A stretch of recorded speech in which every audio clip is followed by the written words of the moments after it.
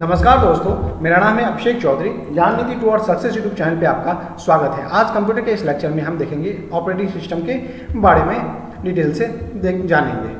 Previous के computer के lecture में हमने देखा है computer introduction, characteristics of computer, limitations of computers. ये मैंने कंप्यूटर के पार्ट 1 में बताया है। नेक्स्ट पार्ट में मैंने बताया history of computer, generation of computer and type of computers. Third part में मैंने डिस्कस किया था computer component, computer hardware and input output device.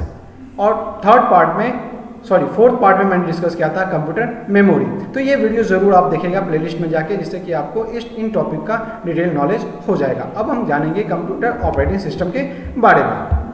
Operating system जो है वो एक इंटरफेस का काम करता है यूज़र और कंप्यूटर हार्डवेयर के बीच में। जो हम सॉफ्टवेयर से काम लेते हैं ना, यूज़र एक्चुअली किसी पर्टिकुलर एप्लीकेशन के से वर्क करता है। हम यूज़र जो है कंप्यूटर पे जो काम करते हैं वो किसी एप्लीकेशन सॉफ्टवेयर के थ्रू ही काम करते हैं।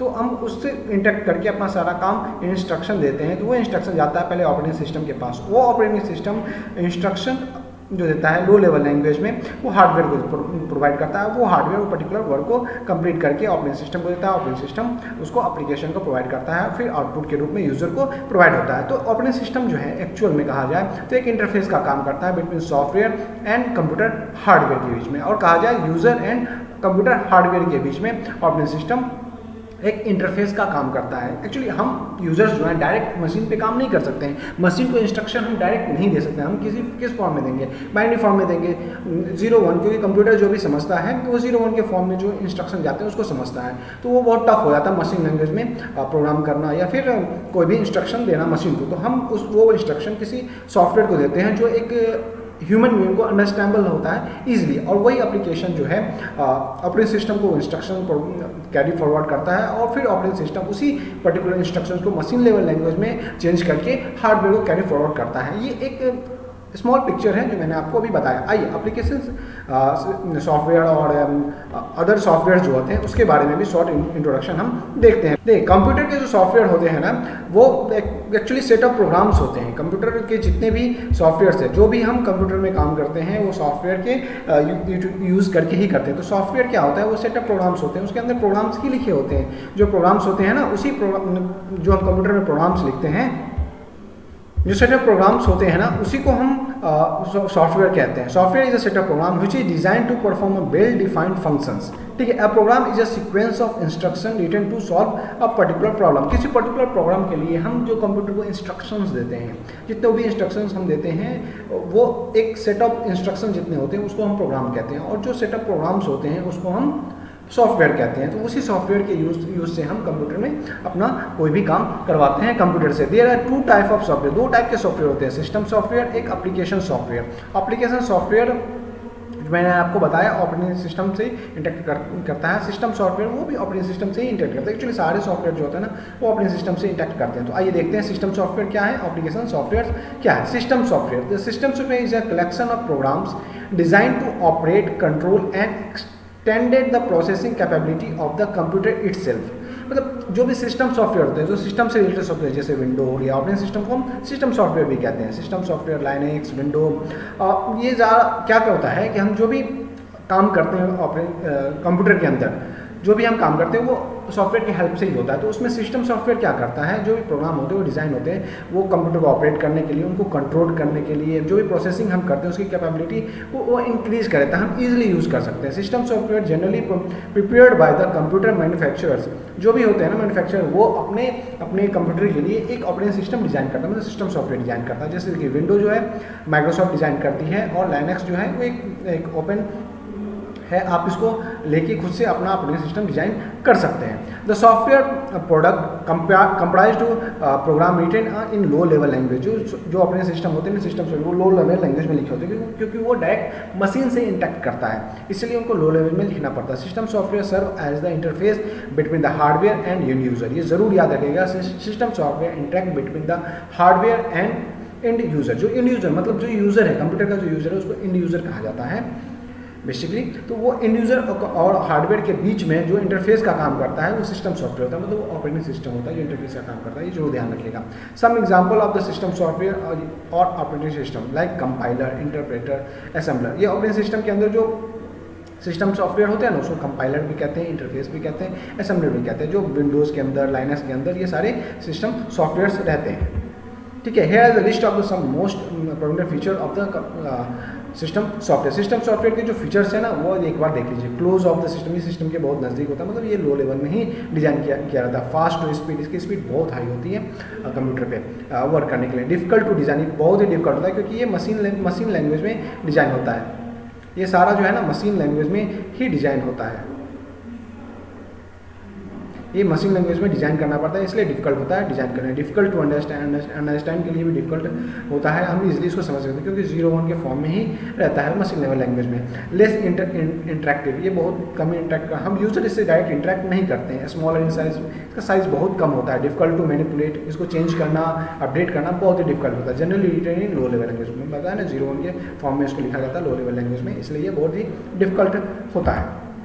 एप्लीकेशन सॉफ्टवेयर, जो भी हम एप्लीकेशन यूज़ करते हैं कंप्यूटर के अंदर, ऑपरेटिंग सिस्टम के ऊपर जो भी एप्लीकेशन यूज़ करते हैं ना, वो सारे एप्लीकेशन सॉफ्टवेयर के अंदर। जैसे ऑफिस एक एप्लीकेशन है, इंटरनेट एक्सप्लोरर एक office system application software. Internet explorer जो है ना, जो हमको बाय डिफॉल्ट मिलता है, जिससे हम इंटरनेट का यूज़ करते हैं, कोई वेबसाइट ओपन करते हैं, उसके लिए एप्लीकेशन सॉफ्टवेयर का यूज़ पड़ता है इंटरनेट एक्सप्लोरर के लिए। अब आजकल हम क्या करते हैं, गूगल का क्रोम भी यूज़ करते हैं, वो भी एक एप्लीकेशन सॉफ्टवेयर। फोटोशॉप है एक application software. Application software specific work को करने के लिए यूज़ किया जाता है। Application software product are design to satisfy a particular need to particular environment. All software application prepared in the computer lab can come under the category of application software. Application software may consist of single programs such as Microsoft Notepad for writing and editing a simple text. देखिए, इसको समझना होगा। अब application software का जो product design होता है ना, वो स्पेसिफिक है, पर्टिकुलर काम को कंप्लीट करने के लिए होता है। जैसे ऑफिस के अंदर हम क्या करते हैं, MS ऑफिस जो होता है, उसके लिए हम क्या करते हैं, उसके अंदर हम क्या करते हैं, वर्ड एडिटिंग करते हैं, टाइपिंग करते हैं, एक्सेल में हम कुछ फॉर्मूला वगैरह डालते हैं, वर्ड में हम टाइपिंग करते हैं, नोटपैड हो गया, इंटरनेट एक्सप्लोरर हो गया एग्जांपल के लिए। तो किसी स्पेसिफिक काम के लिए हम यूज़ करते हैं एप्लीकेशन सॉफ्टवेयर का। एप्लीकेशन सॉफ्टवेयर के फीचर्स एक बार देख लेते हैं हम। एग्जाम्पल है, सॉरी, एप्लीकेशन सॉफ्टवेयर का एग्जांपल हम देख लेते हैं। पेरोल सॉफ्टवेयर को, पेरोल सॉफ्टवेयर जैसे टैली हो गया, स्टूडेंट रिकॉर्ड सॉफ्टवेयर हो गया, इन्वेंट्री मैनेजमेंट सिस्टम हो गया, इनकम टैक्स सॉफ्टवेयर हो गया, रेलवे, माइक्रोसॉफ्ट ऑफिस हो गया, MS वर्ड हो गया, एक्सेल हो गया, पावर पॉइंट, ये सारे जो है ना एप्लीकेशन सॉफ्टवेयर के एग्जांपल है। ये हम डे टू डे लाइफ में यूज़ करते हैं कंप्यूटर के अंदर। इसके फीचर्स देख लीजिए। क्लोज टू यूज़र, ये यूज़र के साइड से काम करता है। जो भी एप्लीकेशन सॉफ्टवेयर होता है ना, वो यूज़र की साइड के लिए, यूज़र के वर्क परफॉर्म करने के लिए अवेलेबल है, इसलिए इसको क्लोजर टू यूज़र जो है ना एप्लीकेशन सॉफ्टवेयर पे डायरेक्ट काम करता है, ना कि सिस्टम सॉफ्टवेयर पर। तो सिस्टम सॉफ्टवेयर क्लोजर होता है हार्डवेयर के, ये जो ध्यान रखिएगा। ईजी टू डिज़ाइन, इसको डिज़ाइन करना टफ है, बट अब सिस्टम सॉफ्टवेयर से ये ईजी है।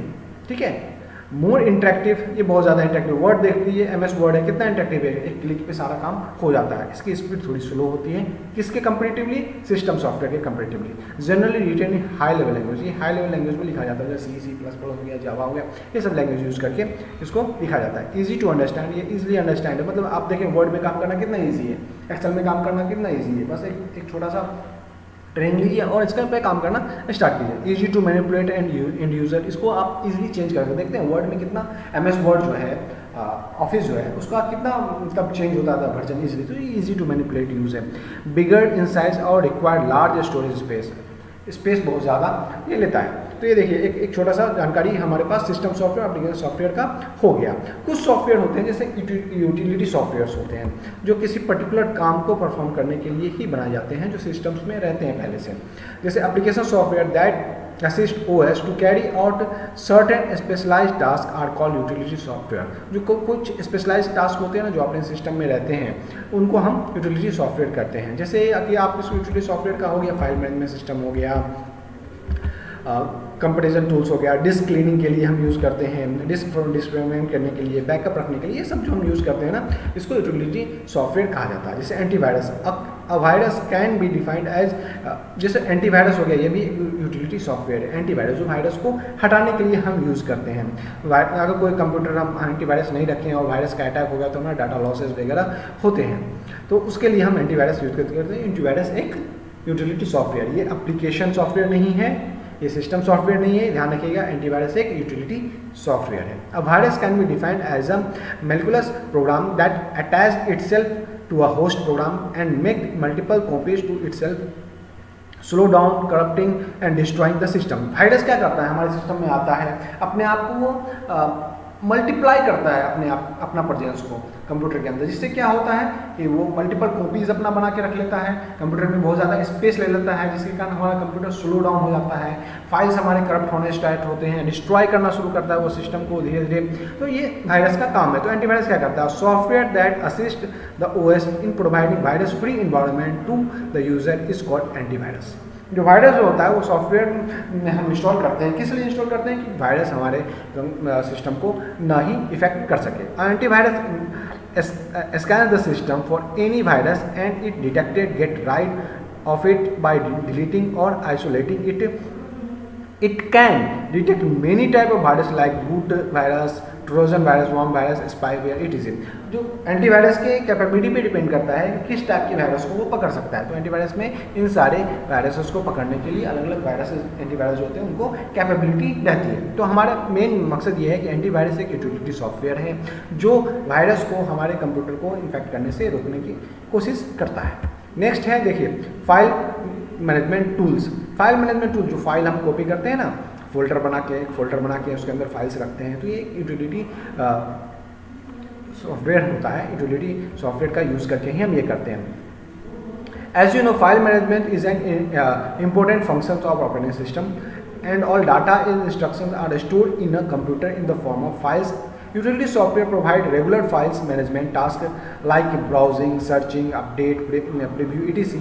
are called file management tools। जो भी हम फाइल को सर्च करते हैं, ब्राउज करते हैं, अपडेट करते हैं, उसका प्रीव्यू देखते हैं वर्ड में खोल के, जैसे वो एक फाइल मैनेजमेंट टूल्स का यूज़ करके ही हम करते हैं। यूटिलिटी सॉफ्टवेयर है file management tools. Window explorer in Windows OS, Google desktop, dictionary ओपाश, double commander etc. Sorry are example of the such tools. ये सारे टूल्स के लिए, ये फाइल मैनेजमेंट टूल्स के ये एग्जाम्पल्स हैं। नेक्स्ट देखते हैं compression tools. Store space is always a premium on computer system, so operating system are always looking to way to minimize amount of storage space taking by the files. जो files हम store करते हैं वो एक space लेता है, तो space को किस तरह से मैनेज करना है, किस तरह से फाइल को कंप्रेस रखना है, वो एक कंप्रेस यूटिलिटी टूल का काम होता है। ठीक है। डिस्क क्लीनिंग, जो हम कभी कभी कंप्यूटर में डिस्क क्लीनिंग करते हैं, उसके लिए डिस्क क्लीनिंग यूटिलिटी सॉफ्टवेयर का यूज़ होता है। Disk cleanup tool assist user to freeing by disk spaces. The software scan hard disk to find files that are no longer used and frees up space by deleting them। जो space free हो जाता है ना, उसमें उसके अंदर कुछ भी अगर गार्बेज वैल्यू है उसको डिलीट करने के लिए हम डिस्क क्लीनअप का यूज़ करते हैं। नेक्स्ट है डिस्क फ्रैगमेंट। डिस्क फ्रैगमेंट बहुत ही इंपॉर्टेंट टूल होता है कंप्यूटर में अंदर, जिससे क्या होता है कि हम इसको डिस्क को एनालाइज करके, जो हार्ड डिस्क होता है ना हमारा, जहाँ डाटा हम सारा सेव करते हैं, उसको एनालाइज करके और उसको अरेंज करने के लिए हम डिस्क फ्रैगमेंट का यूज़ करते हैं। बैकअप किसी भी पर्टिकुलर चीज़ को बैकअप रखने के लिए हम बैकअप यूटिलिटी का यूज़ करते हैं। Backup utility enable backing up the files, folder, database और complete disk. Backup are taken so that data may be restored in case of data losses. Backup is service providing by all operating system. In a stand-alone system, backup may be taken in the same of different drive. In case of network system, backup may be done on a backup server. अब देखिए, जो भी हम backup रखते हैं system अगर हमारा corrupt होता है, कोई प्रॉब्लम होता है, तो हम उस बैकअप का यूज़ करके पूरे सिस्टम को फिर से रीस्टोर कर सकते हैं। ये हर ऑपरेटिंग सिस्टम में एक यूटिलिटी रहता है जो बैकअप यूटिलिटी के नाम से सेव रहता है। आप उसका यूज़ करके अपने सिस्टम को फिर से रीस्टोर कर सकते हैं। आइए ऑपरेटिंग सिस्टम के बारे में हम फिर से देखते हैं। It is an integrated set of specialized program use to manage overall resources and operating of the computer. अब देखिए, ऑपरेटिंग सिस्टम से पहले मैंने आपको बताया सिस्टम सॉफ्टवेयर के बारे में, एप्लीकेशन सॉफ्टवेयर के बारे में एंड यूटिलिटी सॉफ्टवेयर के बारे में। तो ऑपरेटिंग सिस्टम भी क्या है, एक सेट ऑफ प्रोग्राम्स ही है। वो जितने प्रोग्राम्स होते हैं ना, बट वो स्पेशलाइज्ड प्रोग्राम है ऑपरेटिंग सिस्टम के, वो उनका काम अलग है। हार्डवेयर के नज़दीक रह के ऑपरेटिंग सिस्टम हमको एक इंटरफेस प्रोवाइड करता है। एप्लीकेशन सॉफ्टवेयर और सिस्टम सॉफ्टवेयर, यूटिलिटी सॉफ्टवेयर का यूज़ जो हम करते हैं, उसमें ऑपरेटिंग सिस्टम का बहुत बड़ा रोल है। एक इंटरफेस प्रोवाइड करता है। हम डायरेक्ट यूज़र जो है, आम यूज़र जो है, डायरेक्ट हार्डवेयर से हम इंटरनेट के काम नहीं करा सकते हैं। हमको एक पर्टिकुलर इंटरफेस की ज़रूरत पड़ती है जिससे कि हम उसको इंस्ट्रक्शन दें एक अंडरस्टैंडेबल फॉर्म में जो यूज़र को ईजिली अंडरस्टैंड हो, तो ऑपरेटिंग सिस्टम को वो इंटरफेस प्रोवाइड करता है। Operating system is a specialized software that control and monitor the execution of all other programs that reside in the computer, including application program and other system software. Other application जो होते हैं, application software होते हैं, system software होते हैं, उसको manage करने के लिए भी ऑपरेटिंग सिस्टम का यूज़ होता है। हम कोई भी इंस्ट्रक्शन, बहुत सारे इंस्ट्रक्शन हमने एप्लीकेशन सॉफ्टवेयर को दे दिया, बहुत सारे इंस्ट्रक्शन हमने सिस्टम सॉफ्टवेयर को दे दिया, तो अपने सिस्टम क्या करता है, बैकग्राउंड में बहुत सारा काम करता है, उसको मैनेज करता है, डिसाइड करता है कौन सा काम पहले होगा, क्या होगा, वो सारा कुछ प्रोग्राम में जो किया हुआ है ना वो ऑपरेटिंग सिस्टम के अंदर ही आता है सारा कुछ। आप देखेंगे एक साथ आप बहुत कुछ करते हैं कंप्यूटर के अंदर, फाइल ओपन कर लिया, वर्ड में टाइप कर रहे हैं, फिर कुछ टाइम बाद आपने क्या कहते हैं कैलकुलेटर ओपन कर लिया, फिर वहाँ पे उसी टाइम आप फाइल बंद नहीं किए ऑपरेटिंग सिस्टम, बहुत सारा काम बैकग्राउंड में बहुत सारा काम चलता रहता है। एंटीवायरस है जो बैकग्राउंड में रन करता रहता है, आप इंटरनेट पे भी काम कर रहे हैं, ये सारे काम को मैनेज कैसे करता है, तो ये मैनेज करने का काम सारा ऑपरेटिंग सिस्टम का है। ये देखिए एक बड़ा सा इमेज है, आप देखिए यूज़र 1, यूज़र 2, यूज़र 3, मतलब जो भी यूज़र्स हैं वो इंटरेक्ट किससे करते हैं, सॉफ्टवेयर से। हम डायरेक्ट इंटरेक्ट किससे करते हैं, सॉफ्टवेयर से। तो सॉफ्टवेयर क्या होता है, सिस्टम सॉफ्टवेयर हो सकता है, एप्लीकेशन सॉफ्टवेयर होता है, और हम जो भी इंस्ट्रक्शन देते हैं सॉफ्टवेयर को या एप्लीकेशन सॉफ्टवेयर को या सिस्टम सॉफ्टवेयर को, वो इंस्ट्रक्शन पहुँचता है ऑपरेटिंग सिस्टम के पास। ऑपरेटिंग सिस्टम उसको फिर एनालाइज करता है और कन्वर्ट करता है कि मशीन अंडरस्टैंडेबल फॉर्म में उसको फिर ट्रांसफ़र करता है हार्डवेयर को, किसको, सीपीयू को, रैम को, इनपुट आउटपुट प्रोसेस को। तो ये सब इनपुट आउटपुट डिवाइस को ये सारे हार्डवेयर को वो इंस्ट्रक्शन ट्रांसफ़र करता है एक लो लेवल फॉर्म में, फिर हार्डवेयर उस पर्टिकुलर वर्क को कंप्लीट करके ऑपरेटिंग सिस्टम को प्रोवाइड करता है या इनपुट आउटपुट डिवाइस को प्रोवाइड करता है, और फिर हमको सिस्टम सॉफ्टवेयर ऑपरेटिंग सॉफ्टवेयर के यूज़ से फिर हमको उसका आउटपुट दिखता है। ठीक है, तो ये मेन काम है ऑपरेटिंग सिस्टम का। ऑब्जेक्टिव क्या है ऑपरेटिंग सिस्टम के, आइए इसको देखते हैं। To make the computer system constant to use and efficient manner, जो इफिशिएंट मैनर में हम कंप्यूटर का यूज़ कर सकते हैं, हार्डवेयर का, कंप्यूटर के यूटिलिटी सॉफ्टवेयर का, जो भी सॉफ्टवेयर का अच्छे से यूज कर सकते हैं, ये काम ऑपरेटिंग सिस्टम का है। To hide to detail of the hardware resources from the user, जो हार्डवेयर रिसोर्स के डिटेल होते हैं ना, जो हार्डवेयर रिसोर्सेज होते हैं उसके डिटेल्स कहने का मतलब ये होगा कि हम कैसे यूज़ करेंगे हार्डवेयर का, ये हमको नहीं पता है, तो हम उससे हमको क्या लेना देना, हार्डवेयर कैसे काम कर रहा है, कुछ हम ऑपरेटिंग सिस्टम से काम करवा लेते हैं, ऑपरेटिंग सिस्टम सॉफ्टवेयर हो या एप्लीकेशन सॉफ्टवेयर को काम देते हैं, वो ऑपरेटिंग सिस्टम को देता है, डायरेक्ट हार्डवेयर से हमको यूज़र को इंटरेक्ट करने की ज़रूरत नहीं है। तो हमको डिटेल भी जानने की जरूरत नहीं कि हार्डवेयर कैसे काम करता है। आपको क्या पता प्रिंटर कैसे काम करता है, उसको इंस्ट्रक्शन कैसे मिलता है, प्रिंटर फिर कैसे प्रिंट करता है, उसको क्या मतलब किस फॉर्म में इंस्ट्रक्शन मिलता है, क्या वर्ड फाइल को हमने इंस्ट्रक्शन दे दिया और वो प्रिंट करके प्रिंटर से निकल जाता है, लेकिन इसके बैकग्राउंड में बहुत सारा काम होता है, तो हमको जानने की जरूरत नहीं पड़ती है। ठीक है, नेक्स्ट देखिए, to provide users to convenient और interface to user to the computer system, ये तो आप समझ ही गए होंगे कि इंटरफेस प्रोवाइड करता है यूजर को। To act as an intermediary between the hardware and its user, making to easier to use of access and use other resources, जो भी कंप्यूटर के रिसोर्सेज होते हैं ना, जो हार्डवेयर रिसोर्सेज हैं या अदर रिसोर्सेज हैं, उसको ईजिली इमीडिएटली वो प्रोवाइड करता है यूज़र को। To manage the resource of a computer system, computer system को जो रिसोर्स है ना उसको ही मैनेज करने का काम ऑपरेटिंग सिस्टम को होता है। मैनेज करने के लिए कहने का मतलब ये हो गया कि कैसे हम एक साथ में इनपुट आउटपुट दोनों करते हैं। हम कुछ डॉक्यूमेंट प्रिंट करने के लिए दे दिए प्रिंटर को और हम दूसरे वर्ड डॉक्यूमेंट में टाइप भी कर रहे हैं, तो ये मैनेज कैसे करता है, ये सारा मैनेज करने का काम ऑपरेटिंग सिस्टम का है। To keep track of who is using which resources, granting resources requested and mediating conflicting request from different program and users. देखिए यहाँ पे क्या है कि ऑपरेटिंग सिस्टम ये भी देखता है कि कौन सा यूज़ काम के लिए कौन से हार्डवेयर का यूज़ होगा और कौन से काम के लिए किस पर्टिकुलर इंस्ट्रक्शन की ज़रूरत है, ये सारा कुछ मैनेज करने का काम ऑपरेटिंग सिस्टम का होता है। और जितने भी रिक्वेस्ट हैं, हम एक साथ बहुत सारे रिक्वेस्ट कर लेते हैं ऑपरेटिंग सिस्टम को, ठीक है, तो वो सारे रिक्वेस्ट को वो किस तरह से मैनेज करता है, किस तरह से रिसोर्स यूटिलाइज करता है, ये सारा काम ऑपरेटिंग सिस्टम का है। To provide efficient and fair sharing of resource among users and programs, मतलब जो भी प्रोग्राम को रैम की ज़रूरत है, मेमोरी की ज़रूरत है, इंटरनल मेमोरी की ज़रूरत है और फिर प्रिंटर की ज़रूरत है, जो भी रिसोर्सेज अवेलेबल है कंप्यूटर में, सीपीयू के टाइमिंग की ज़रूरत है, वो सारा कुछ मैनेज करने का काम ऑपरेटिंग सिस्टम का होता है। तो ये सारे ऑब्जेक्टिव है ऑपरेटिंग सिस्टम्स के। कैरेक्टरिस्टिक्स आइए देखते हैं ऑपरेटिंग सिस्टम्स के। मेमोरी मैनेजमेंट, जो भी मेमोरी का मैनेजमेंट होता है ना, वो ऑपरेटिंग सिस्टम का काम है। Keep track of primary memory, that is what part of it the use by whom, कौन सा पार्ट कौन सा प्रोग्राम यूज कर रहा है, ये काम मेमोरी मैनेजमेंट का ऑपरेटिंग सिस्टम का है। What part is not in, कौन सा पार्ट खाली है, कितना खाली है, सारा काम ऑपरेटिंग सिस्टम का है। And allocating the memory when process and program are requested, जो भी रैम, प्राइमरी मेमोरी क्या है, रैम है, तो रैम में कितना स्पेस किस पर्टिकुलर प्रोग्राम को एलोकेटेड है, कौन सा पार्ट किस पर्टिकुलर प्रोग्राम को एलोकेटेड है, कौन सा पार्ट खाली है जो अभी यूज़ नहीं हुआ है, कोई नया प्रोग्राम आता है तो उसको कितना स्पेस एलोकेट करना चाहिए, ये सारा मैनेजमेंट का काम ऑपरेटिंग सिस्टम का होता है।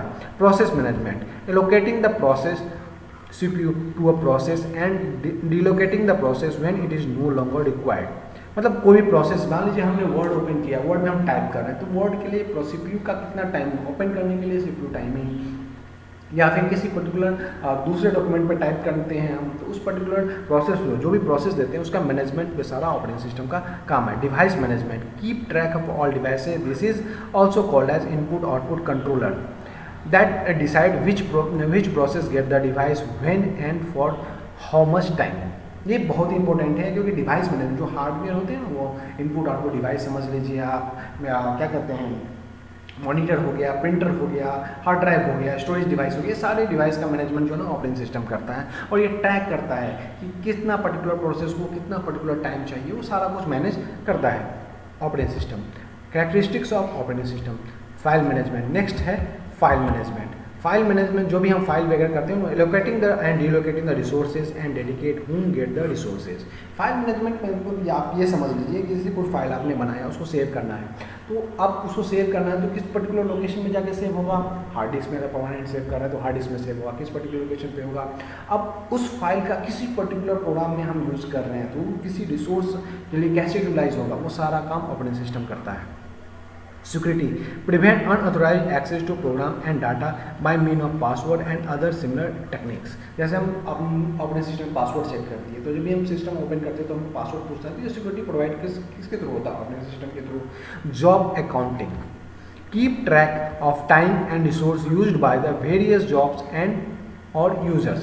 जो यूजर, जो हम प्रोग्राम, जो भी हम इंस्ट्रक्शन देते हैं काम को, वो क्या करता है अपने सिस्टम छोटे छोटे जॉब में प्रोवाइड, मतलब उसको डिवाइड करता है, जो छोटे छोटे जॉब को करके कंप्लीट करता है। जैसे मान लीजिए हमने किसी डॉक्यूमेंट को प्रिंट करने के लिए दिया, तो वो क्या करेगा, पहले प्रिंटर को इंस्ट्रक्शन भेजेगा, छोटे छोटे जॉब, प्रिंटर अवेलेबल है कि नहीं, प्रिंटर ऑन है कि नहीं, पहले ये चेक करेगा। तो एक जॉब हो गया, पहला प्रिंटर ऑन है या नहीं। दूसरा वो चेक करेगा कि प्रिंटर में पेपर है कि नहीं, फिर वो इंस्ट्रक्शन भेजेगा, अगर सब कुछ सही रहा तो फिर इंस्ट्रक्शन भेजेगा कि प्रिंट करना है, प्रिंट इंस्ट्रक्शन भेजेगा। ये छोटे छोटे जॉब हो गए। एक डॉक्यूमेंट को प्रिंट करने के लिए, एक हाइपोथेटिकली अगर सोचा जाए तो ये 3 जॉब हो गए। 1 आपको ऑन है कि नहीं प्रिंटर, दूसरा पेपर अवेलेबल है या नहीं, तीसरा प्रिंट इंस्ट्रक्शन उसको प्रोवाइड किया जाएगा। तो ये सारा उसका जॉब में डिवाइड हो गया। तो ये जॉब अकाउंटिंग का काम क्या है, ऑपरेटिंग सिस्टम ही करता है। Control over system performances, system का जो ओवरऑल परफॉर्मेंस होता है ना, वो भी कंट्रोल करता है operating system. Records delay between the request for the service and from the systems. Next characteristic देखिए, interaction with the operators. Interaction may be take place via the console of the computer and in form of instructions. The operating system acknowledges the same, does the corresponding action and inform the operations by the displaying a screen. ये interaction मतलब जो भी output screen पे हम देते हैं वो सारा प्रोसेस क्या कंट्रोल कौन करता है, operating system. Error detecting aid, production of dump track error messages and other debugging and error detecting methods. जो भी एरर डिटेक्ट होता है ना उसका मैसेजिंग करना, मतलब एक प्रॉपर फॉर्मेट में यूजर को मैसेज देना कि अब मान लीजिए आप कोई फाइल ओपन किए हैं, ठीक है, फोल्डर के अंदर वो फाइल ओपन किए हैं, फिर फोल्डर में जाके आप क्या कर रहे हैं, उसको डिलीट कर रहे हैं, तो आपको एक मैसेज आएगा, वो message file is already in use. ये मैसेज कैसे प्रोवाइड करता है, ये ऑपरेटिंग सिस्टम का काम है आपको एक एरर मैसेज देने का कि आप जो फाइल डिलीट कर रहे हो वो फाइल ऑलरेडी यूज़ है कहीं पे, या फिर आप समझिए कोई फाइल आप ओपन की हो, फोल्डर के अंदर कोई फाइल है वर्ड का, आप ओपन करके रखे हो, फिर उस फोल्डर को आप कहीं और मूव कर रहे हो, कट कर रहे हो, कॉपी पेस्ट कर रहे हो कहीं और, बट फाइल ओपन है, ये ध्यान रखिए, फाइल ओपन है, फिर आप उसको कहीं पे मूव कर रहे हो तो फिर वो एरर थ्रो करेगा, फाइल ऑलरेडी इन यूज़। तो ये सारा कुछ ऑपरेटिंग सिस्टम का काम है, एरर मैसेज आपको प्रोवाइड करने का। Coordinate between other software and users, coordination and assignment of compiler, interpreter, assembler and other software to be various user of the computer system. जो ऑपरेटिंग सिस्टम का काम एक और काम है वो क्या है, यूजर को अदर सॉफ्टवेयर या यूजर को कोऑर्डिनेशन कराना। आप जैसे कोई प्रोग्राम रन करते हो तो आपको कंपाइलर की जरूरत पड़ती है, इंटरप्रेटर की जरूरत पड़ती है, असेंबलर की जरूरत पड़ती है। तो ये सारा एलोकेशन क्या कौन करता है, ऑपरेटिंग सिस्टम करता है। ये ध्यान रखिएगा, ये सारे कैरेक्टरिस्टिक जरूर ध्यान रखिएगा, इससे रिलेटेड क्वेश्चंस आते हैं कंपटीशन में। टाइप ऑफ ऑपरेटिंग सिस्टम, अब आइए देखते हैं हम type of operating system. Batch operating system होता है, multitasking and time sharing operating system, multi programming operating system, real time operating system, distributed operating system, network operating system and mobile operating system. ये नया है mobile operating system, तो mobile आने के बाद इसके ऑपरेटिंग सिस्टम्स आए हैं। टोटल 7 ऑपरेटिंग सिस्टम्स के टाइप हैं, इसको हम 1 बाय 1 देखेंगे। ठीक है, नेक्स्ट है batch operating system. Some computer process are very lengthy and time consuming, to speed the same process a job with a similar type of need are batch together and run as a group. मतलब कुछ operating system होते हैं जो batch operating system होते हैं वो क्या करते हैं कि एक बैच बनाते हैं, ग्रुप बनाते हैं पर्टिकुलर सेट ऑफ प्रोग्राम्स का, फिर उनको रन करते हैं। तो उस टाइप के ऑपरेटिंग सिस्टम को हम करते हैं batch operating system. The use of batch operating system never directly interact with the computer. In this type of operating system every user peripherals has his और job on offline device like punch card submitted it to a computer operator. जो punch card का use होता है ना, वो एक batch operating system का एक बहुत अच्छा एग्जांपल है। पंच हम किए, बहुत सारा पंच के कार्ड को उठा के हमने एक बैच बनाया और कंप्यूटर सिस्टम में दे दिया, कंप्यूटर को हमने दे दिया उसको रन करने के लिए। तो उस टाइप के जो ऑपरेटिंग सिस्टम होते हैं उसको बैच ऑपरेटिंग सिस्टम कहा जाता है। आइए नेक्स्ट हम देखते हैं multitasking and time sharing operating system. ये मल्टीटास्किंग और टाइम शेयरिंग ऑपरेटिंग सिस्टम क्या होते हैं। जो multi sharing operating system enable people locate at a different terminal to use a single computer system at the same time.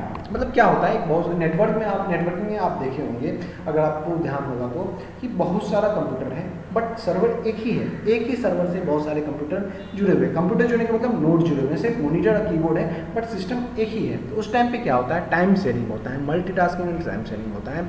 उस time पे the process time user which is shared among multiple user in terms of time sharing. जो user है ना वो time sharing के frame पे एक दूसरे को इंटैक्ट करते हैं। ये मल्टीटास्किंग में तो जो भी बहुत सारे टास्क आप कंप्यूटर को देते हैं तो क्या होता है, वो एक टाइम फ्रेम डिसाइड करता है। तो आपको लगेगा सारा काम एक साथ ही हो रहा है, बट एक्चुअल में इंटरनली जो है ना कंप्यूटर में वो टाइम शेयरिंग का कंसेप्ट है, जिसके वजह से वो सारा काम हो रहा है। जैसे एक मतलब टाइम फ्रेम मैं आपको समझाने की कोशिश करता हूँ, 0, 1, 2 एंड 3। ये एक टाइम फ्रेम है, मतलब 0 से 1, 1 से 2, 2 से 3, 3 से 4। इस तरह का जो होता है उसमें क्या होता है कि आपने कोई टाइम वर्क दिया तो कंप्यूटर क्या होता है उसको स्टार्ट करता है, आपने फिर वो कंप्लीट चल ही रहा है, फिर से आपने काम दे दिया तो क्या क्या कंप्यूटर बैकग्राउंड में इसको स्टॉप कर देगा, दूसरे काम को स्टार्ट करेगा। आपको लगेगा ये भी काम चल रहा है, ये भी चल रहा है, फिर से नेक्स्ट आपको ये दे देगा, ये भी चल रहा है। तो जो पहले खत्म होगा जिस टाइम फ्रेम में, मतलब 0 सेकंड लग रहा है इसको कंप्लीट होने में, इसको 1 सेकंड लग रहा है, इसको 2 सेकंड लग रहा है और इसको फिर से 1 सेकंड लग रहा है, तो क्या होगा यहाँ पे जैसे ही 2 सेकंड वाला काम चल रहा है उसका 1 सेकंड हो गया, बट दूसरा जो आएगा वो 1 सेकंड में कंप्लीट कर लेगा। अब जैसे देखो इसका सिंपल सा एग्जांपल मैं आपको बताता हूँ। आप कोई काम कर रहे हो, ठीक है, आपको लगता है कंप्यूटर स्लो है, तो हम क्या करते हैं, F5 प्रेस करते हैं, हम क्या करते हैं F5 प्रेस करते हैं या फिर रिफ्रेश करते हैं ना। तो क्या होता है, कंप्यूटर सारा काम छोड़ देता है क्या? नहीं, कंप्यूटर करता रहता है, टाइम फ्रेम डिसाइड रहता है, बस उस बीच में उसमें उसको क्या किया, कंप्यूटर को एक रिफ्रेश कर दिया।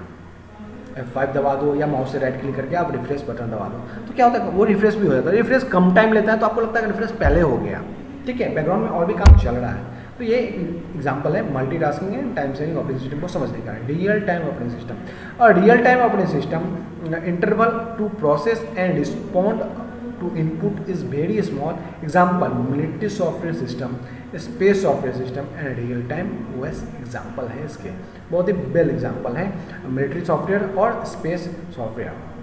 देखिए इसको समझिए फिर से, मैं इसको फिर से पढ़ता हूँ। और real time operating system time interval to process and respond to input is very small. ठीक है, आपको इनपुट प्रोवाइड करना है, आप एक बार बहुत छोटे टाइम ड्यूरेशन में इनपुट प्रोवाइड कर दिया, ठीक है। अब वो रियल टाइम पे ओएस आपको इंफॉर्मेशन प्रोवाइड करेगा। स्पेस सॉफ्टवेयर जो होते हैं ना वो रियल टाइम पे ही बेस होते हैं कि आपने इनपुट दिया, बहुत शॉर्ट ड्यूरेशन में इनपुट देना पड़ता है, टाइम बहुत कम रहता है, वेरी लेस। आप फिर जैसे ही इनपुट दोगे आपको वहाँ से आउटपुट आ जाएगा। तो ये रियल टाइम का एक एग्जाम्पल है, ठीक है। नेक्स्ट है distributed operating system. Distributed system जो होता है ना वो बहुत सारे यूजर्स को, distributed system use many process located in different machine to provide very fast computation into its user. Distributed operating system होता है, डिस्ट्रीब्यूटेड नाम से ही आपको समझ में आएगा, डिस्ट्रीब्यूटेड फैला हुआ है, अलग अलग नोड में डिवाइड है और आप यूज़र को के साथ बहुत फास्ट कंप्यूटिंग कर रहे हो, बहुत तेज़ी से आपका यूज़र है क्योंकि वो सब कुछ डिस्ट्रीब्यूट करके रखा है। तो आप मान लीजिए डिस्ट्रीब्यूटेड है सारा कुछ, 2-3 यूज़र मिलकर काम कर रहे हैं, बहुत सारे, आपको लगेगा कि अरे ये तो बहुत फास्ट हो गया, हम 3 यूज़र मिलकर काम कर रहे हैं और इजीली हो गया, बट वो डिस्ट्रीब्यूटेड ऑपरेटिंग सिस्टम का कमाल है। नेक्स्ट है network operating system. Network operating system run as a server. It provides the capability to serve the manage data, usage, groups, security, application and other networking functions. क्या होता है networking operating systems में, जो server से हम सारे computer connect होते हैं और उस पर हम एक्चुअल में काम करते हैं। तो ये नेटवर्क ऑपरेटिंग सिस्टम का एग्जाम्पल है। नेक्स्ट है मोबाइल ऑपरेटिंग सिस्टम, जो आजकल हम यूज़ करते हैं, एंड्रॉयड का हो गया, वो सारा मोबाइल ऑपरेटिंग सिस्टम है। Mobile operating system are those OS which specially that are design to power smartphone, tablets and wireless devices जो होते हैं उस सबको काम करने के लिए हम मोबाइल ऑपरेटिंग सिस्टम का यूज़ करते हैं। जैसे एग्जांपल इसका ब्लैकबेरी हो गया, एंड्रॉयड हो गया, iOS है जो एप्पल में यूज़ होता है, बट देन ब्लैकबेरी मैंने बताया, WEB एक है और वॉच OS भी है। मेनली इसमें ज़्यादा यूज़ एंड्रॉयड का होता है, iOS का होता है। एक टाइम पे ब्लैकबेरी का बहुत नाम था बट ब्लैकबेरी में अब यूज़ नहीं होता है। तो ये हुआ टाइप्स ऑफ ऑपरेटिंग सिस्टम्स। और ये अब फीचर देखते हैं और OS ऑपरेटिंग सिस्टम के क्या क्या फीचर्स होते हैं। प्रोटेक्टेड एंड सरप्राइज मोड, ये प्रोटेक्टेड होता है। Allow disk access and file system devices, networking, security. जो भी हम कंप्यूटर के अंदर काम करते हैं, फाइल मैनेजमेंट सिस्टम का काम ऑपरेटिंग सिस्टम का है। डिवाइसेस जो भी होते हैं नेटवर्क में हो चाहे सिंगल सिस्टम में हो, उसकी भी सिक्योरिटी का काम ऑपरेटिंग सिस्टम ही करता है। प्रोग्राम एग्जीक्यूशन, जो भी हम प्रोग्राम एग्जीक्यूट करते हैं, जो भी इंस्ट्रक्शंस देते हैं, सेटअप इंस्ट्रक्शंस हो गए, और कोई भी लैंग्वेज में हम अगर कोई प्रोग्रामिंग करते हैं, उस सारा एग्जीक्यूशन का काम ऑपरेटिंग सिस्टम का होता है। Memory management, virtual memory, multitasking, ये सारा काम ऑपरेटिंग सिस्टम का होता है। हैंडलिंग, इनपुट आउटपुट ऑपरेशन, जो भी इनपुट आउटपुट डिवाइस के ऊपर जो भी ऑपरेशंस होते हैं उसको हैंडलिंग करने का काम ऑपरेटिंग सिस्टम का होता है। Manipulating of the file system, जो भी फाइल सिस्टम्स होते हैं ना उसका ना मैनिपुलेशन सारा वर्क जो होता है ना ऑपरेटिंग सिस्टम के थ्रू ही होता है। जो भी एरर डिटेक्शन होता है, हैंडलिंग होता है, उसका जो भी एरर आते हैं हमको और उसके रिगार्डिंग जो भी मैसेज होता है, जो मैसेज हमको प्रोवाइड करके आता है स्क्रीन पे, वो सारा ऑपरेटिंग सिस्टम के ही हैंडल करता है।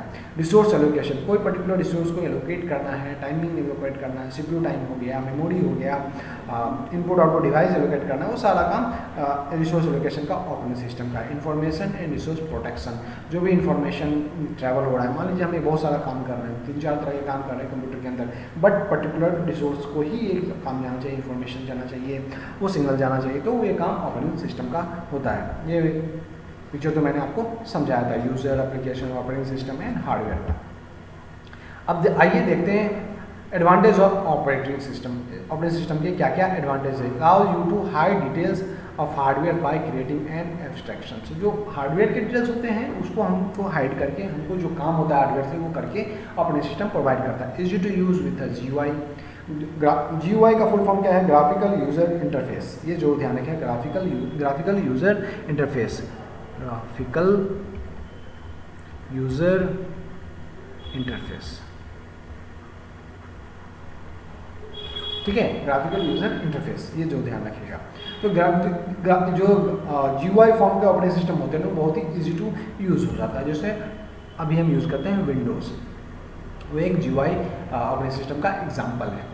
Offers an environment in which a user में एग्जीक्यूट प्रोग्राम एंड एप्लीकेशन से, तो मैंने आपको बताया था कि वो भी जो भी प्रोग्राम वगैरह या एप्लीकेशन एग्जीक्यूट करते हैं वो ऑपरेटिंग सिस्टम का ही यूज़ करता है।